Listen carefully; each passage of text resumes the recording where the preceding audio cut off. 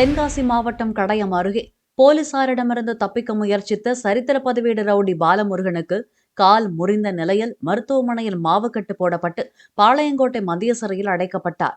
கடையத்தைச் சேர்ந்த பாலமுருகன் மீது தமிழகம் மற்றும் கேரளாவில் 72க்கும் மேற்பட்ட வழக்குகள் உள்ளதாகவும் கடந்த மே மாதம் பெரியகுளம் நீதிமன்றத்தில் ஆஜர்படுத்திவிட்டு திருச்சூர் உயர் பாதுகாப்பு சிறைக்கு கொண்டு சென்றபோது சிறைவாசலில் இருந்து தப்பியவர் 3 மாதத்துக்கு பின் பிடிபட்டுள்ளதாகவும் போலீசார் தெரிவித்தனர்.